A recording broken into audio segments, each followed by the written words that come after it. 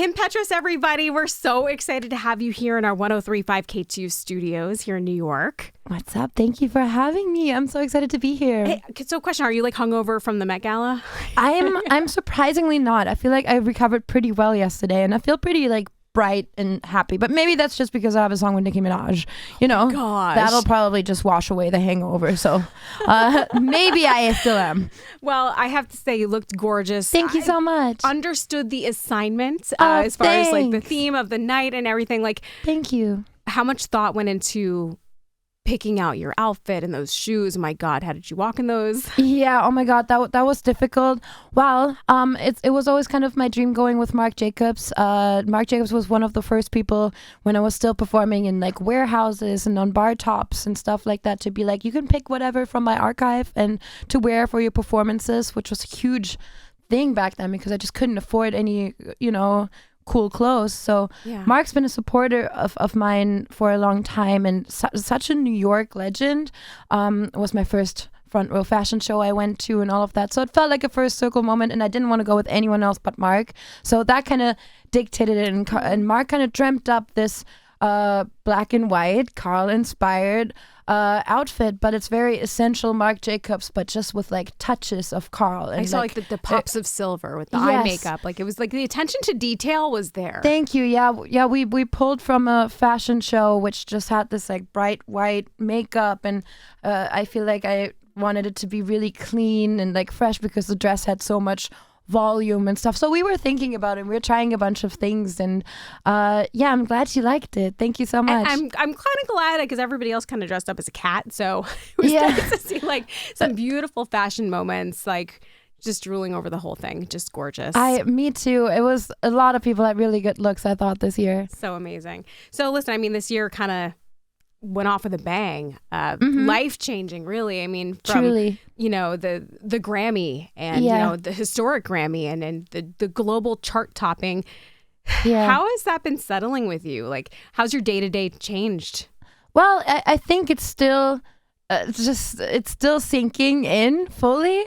Because it definitely since then I just haven't had like time to do anything but really focus on, okay, now I get to release my album and I want that to be perfect. And I shot so many things that are coming out, and the song with Nicki that came about where Nicki liked the song and wanted to jump on it, which was such a big honor to me because I've been a barb, and I feel like Nicki has meant a lot to me, and in a lot of the moments that I was like close to giving up or feeling discouraged, I would listen to Nicki and feel empowered and feel like I can do anything, and I feel like that's what she does. I could talk about Nicki all day. I was gonna say, no, I'm happy to talk about Nicki all day. No. She's a Queens girl like me. But how did that even come about? Like, did you pitch her on the song? Like, and like the Alice DJ of it all too. Yes, I would love to know how this all came together. Okay, cool. Well, Alice DJ, that's one of my songs that I've just had a lot of embarrassing but also great moments in clubs too as a kid, going out. And that and that song just is such a classic to me, such a dance classic. And we kind of just flipped it and just listened to the beat and like, I love this beat. I wonder if Alice DJ would let us use it. And we just kind of used it in the beginning and then asked later once Nicki was on it. All right. But wrote the song, sent it to Nicki. She really liked it. And at that time it was more like, oh, do you want this for your project? Because I'm always trying to write for Nicki. I love to write for artists. And so she liked the song. And I kind of just took that as I'm going to go in, finish the song fully and like make it epic and then send it again and see if she wants to jump on it with me. And sure enough, she really liked it and told me she loved it, like and was like, two of you together sounds so good. I also noticed, sorry for stalking, like I saw that you had changed your name on Twitter to Kim Petty. Yes. Is that a nickname that came from Nicki? Yes. Yeah. And none of my friends have ever come up with that, and I'm honestly like, why? Like, it was right there. It's perfect. And Nicki just went right for it, and like when I heard that, I cried. Like, I was like, she even gave me a new nickname, which is like cute. So cool, and I always remember that. And she sounds so good on it, and I think just the song was like screaming for Nicki to be on it, and I don't think it would be good or as good without her. You know, I feel like the two of us together make it good. So what was your reaction when you first heard her verse? Crying, screaming, wanting to learn all of it, like just complete like disbelief. It was really crazy, honestly. It was I feel like I was in the middle of getting my hair done, so we have the footage, but I gotta grow the confidence to release that because I was like a gremlin with like sink hair, foils. Oh my gosh. Literally. But yeah, it was one of the most exciting moments ever. And then the next days, I mean, I did nothing else but listen to it. It became like a problem. Like I didn't want to do anything but listen to it. It's like when you're on Instagram and you're like checking your own photo to see how it's doing and constantly refreshing. that like addiction, like weird vibe happened, and I just needed to learn every single like word to the verse and just memorize it immediately. And I was so grateful. And then we were like, let's do a music video, and she was down, and we figured out a time, and she showed up at the music video. Yeah, so a lot of people don't know that sometimes when artists collaborate and they're filming a music video, sometimes they're not even in the same studio at the same time or even on the same day. Totally, which is like okay, but like I always wanted to be together in the music video, so I was kind of hoping that it would happen, but I was also like, if Nicki just wants to, you know, she's the queen, she gets to decide whatever she wants to do, but if she does want to show up, please, like that, I would love nothing more. And sure thing she did, and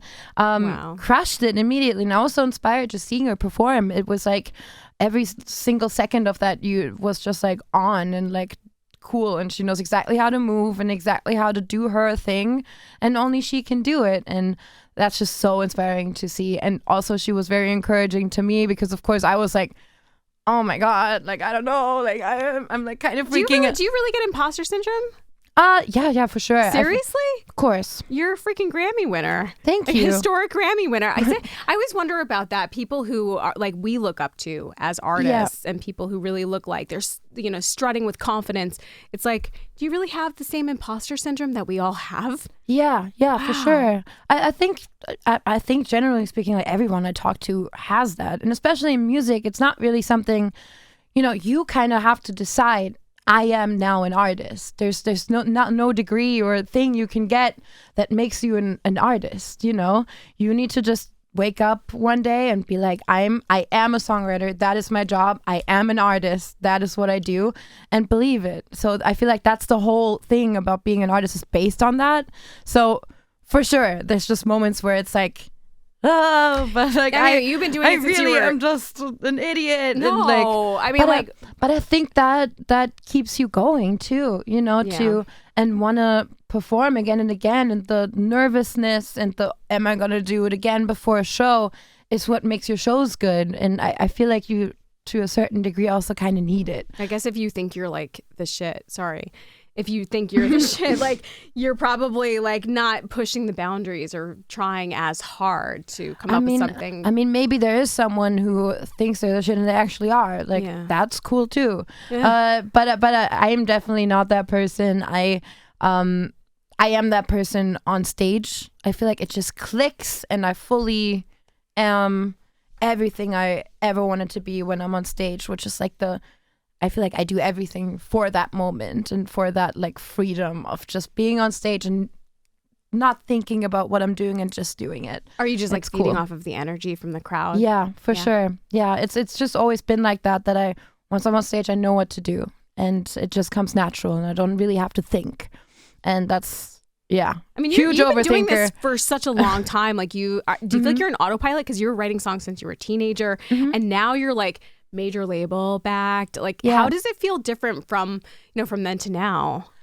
I feel very supported, and I feel like I don't just I don't feel like I'm like a one person mission anymore, which is amazing to when people believe in you. And I really am so lucky with my team and my family at Republic that really believe in me and push me, especially with this new album, to do a major label album. And I traveled to like Sweden and London and worked with a bunch of new people on this music. And I really legit feel like I did the thing where, you know, this is how you do a major label album. I've always wanted to know what that looks like. So it's cool, but also I wrote all of it, which is the most exciting thing. And sometimes they tell me I'm like too prolific, and they're like, "Oh, it's hard. You sent so many songs, and I haven't had time to listen to all of them." And I'm like, "Come on, they're 3 minutes." And like, it also gets like that sometimes. Yeah.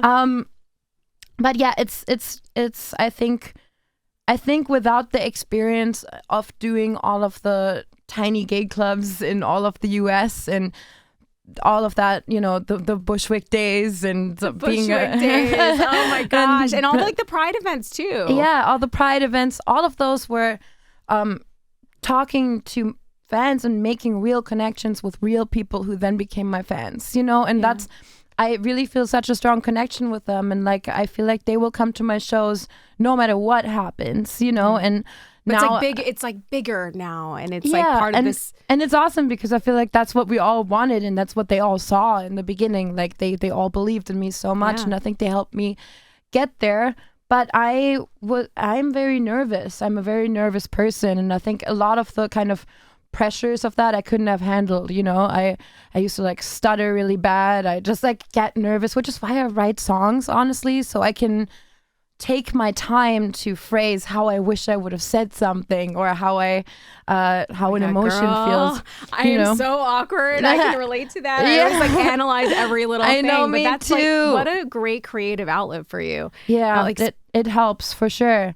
But also being awkward is awesome. I love awkward people. I do. I just like them. And it's funny. I feel like awkward people can pick up on other awkward people and like communicate really well. Yes. I'm serious. Like sometimes there's some people you really like just click with. Yeah. But moving back to the album that like this summer, right? Yes. Do we have like a name? Do we have like other people who are involved in it? Like what can you tell us? And like, I'm sure you're keeping some things under wraps. Yeah. Well, I'm keeping the title under wraps because I have a really cool thing where I'm announcing it.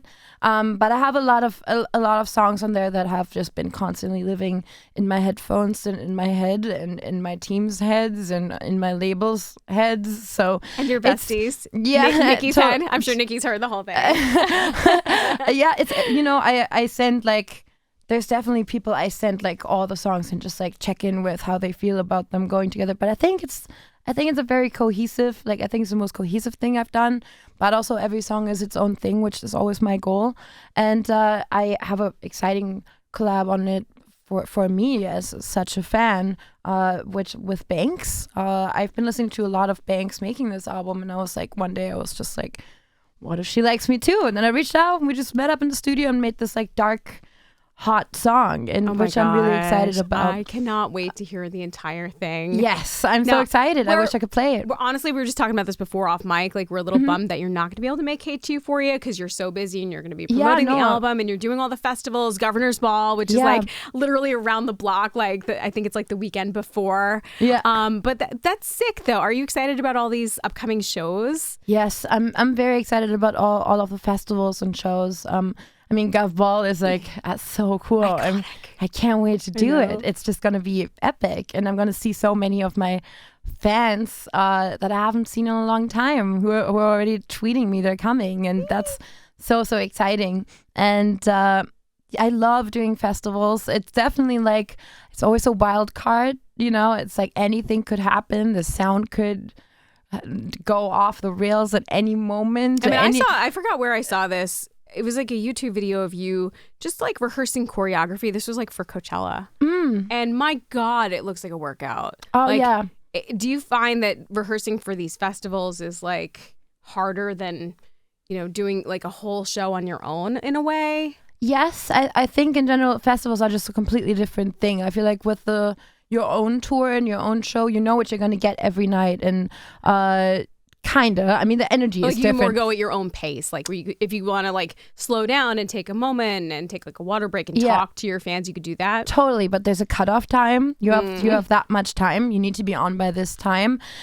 Sometimes, it's just sometimes honestly the sound. Like, I've had a lot of sound problems at stuff. I mean, Coachella weekend 1, my in-ear wire like burned because I drowned it with water because it was so hot in that tent, and so I poured water over myself, and that like I had a headset on, and then I switched to like a hand mic super quick, and then I was like slipping on the puddle from the water, and I really did not think it through. And so it can be a hazard. Yeah. And it was just, but that's what it is, what festivals are. They're supposed to be a little chaos and a little rock and roll, and not, I feel like they need to be a little just not as polished as like your own headlining show. People love that stuff though. I love it. I'm such a nerd. I could ask you about all day long. I love it too. Yeah. But that's incredible. I mean, we cannot wait to see you when you're back in town in June and like just everywhere, and cannot wait for the album and to hear what it's called. And we'll be like obviously stalking your socials. Please. Oh, thank you for having me. This was so fun. So amazing. You're welcome back anytime you want. Yay! Thanks so much. Woo-ah! I love that. Oh my God. Again. Woo-ah! I love it.